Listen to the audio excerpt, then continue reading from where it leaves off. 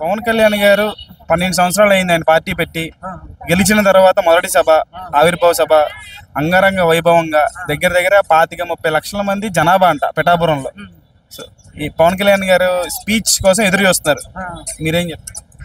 Speech కోసం ఎదురు చూస్తున్నారు, చాలా ఎదురు చూస్తున్నారు అన్న. ఇందాక మీరు ఒక మాట అన్నారన్న, పవన్ కళ్యాణ్ గారు గెలిచిన తర్వాత మొదటి సభ అన్నారు.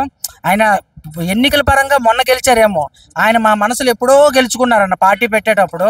ఇప్పుడు మనం చూసుకుంటే కాకినాడ పిఠాపురం మాట్లాడుతున్నారు అందరూ.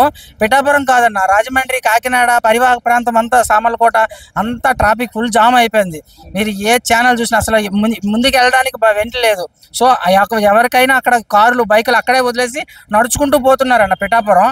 ఇది చెప్పాలి, మీరు డ్రోన్ కెమెరాతో మీరు షూట్ చేశారంటే ఆ జనసంద్రం కనిపిస్తుంది. మొన్న అలహాబాద్ కుంభమేళాలో పుష్కరాలు కనిపించారు కదా, పాపులేషను అంత ఆ రేంజ్లో కనిపిస్తారు నా పాపులేషను ఈరోజు పిఠాపురంలో.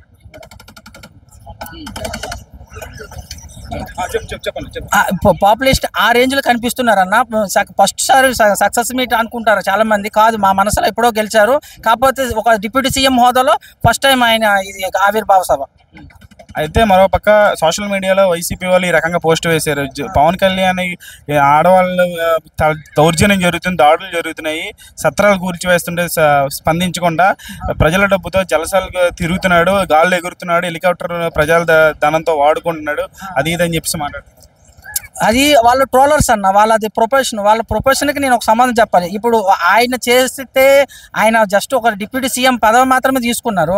మరి ఇంతకుముందు ఆయన పాలిటిక్స్లోకి వచ్చి ఒక హోదాలో ఉండి అయితే 1 year కూడా కంప్లీట్ అవ్వలేదు. 1 year కంప్లీట్ అవ్వకముందు ఒక రిజల్ట్ కావాలంటే కష్టం అన్న. మనది ప్రజాస్వామ్య దేశం కదన్న, చాలా పాపులేషన్ ఉంటుంది. ఇంకోటి ఇప్పుడు వైసీపీ వాళ్ళు అడగాల్సింది పవన్ కళ్యాణ్ గారిని కాదు, అనిత ఎవరు హోంశాఖ మినిస్టర్ ఉంటారు, ఆమెను అడగాలి. ఎవరిని అడగాల్సిన క్వశ్చన్ ఆమెను అడగాలి.